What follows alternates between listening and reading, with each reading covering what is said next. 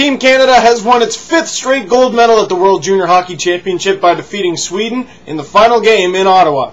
And what a game. Team Canada comes in, they overwhelm Sweden from beginning to end to take home gold. And it was a nasty one right from the get-go. Canada comes out, starts hammering Sweden. Sweden gets up, starts hammering Canada back. Credit where credit's due. Hats have to go off to Sweden. They played great all tournament long. They were the favorites heading into the tournament, and they're still a great hockey nation. That being said, Jakob Markstrom has proven he's a great goalie. He should have stuck to that against Canada rather than be a synchronized diver. Oh, he tripped me! Oh, my everything! He was definitely the best goalie at the tournament for a reason. He should have just stuck to those basics. And you know hockey's big in Canada when the Prime Minister comes on as an analyst. It's pretty much TSN bragging rights forever. Oh, you had who on the show? Oh, that's pretty cool. We just had the Prime Minister! And also, after Markstrom and Esposito kind of collided, Hedman grabbed Esposito by the head and started punching him. They normally give penalties for that, right? Doesn't really matter what Esposito did. The guy punched him in the head. But with the Subinator getting the first goal, Esposito got sweet revenge on Hedman by scoring the second goal to put Canada up 2-0.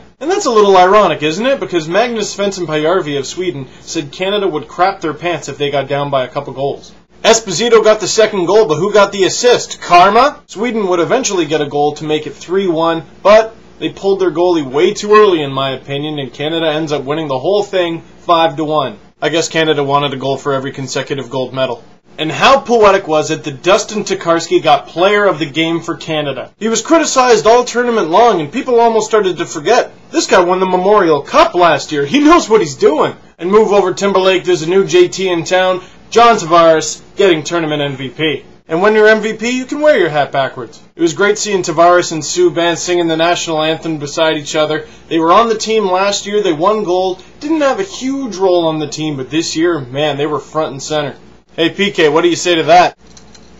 A lot of people would have given the tournament MVP to Cody Hodgson, and they would have been wrong if they picked him. A lot of people would have given it to Jordan Eberle, and they wouldn't have been wrong if they picked him. This was simply a great team. Speaking of Jordan Eberle, here's an interesting thought. He scored against Russia with 5.4 seconds to go. Yesterday, Canada scored 5 goals to win their 5th straight gold medal. In Ottawa, where the Sens are 5th in the Northeast Division. Sorry, I had to add that in, but it's kind of weird, isn't it? And finally, guys, how could we forget about Angelo Esposito? He's coming into the Canadian World Junior Camp for the 4th straight year. He's on the verge of becoming the first player ever to be cut from the team 4 straight years.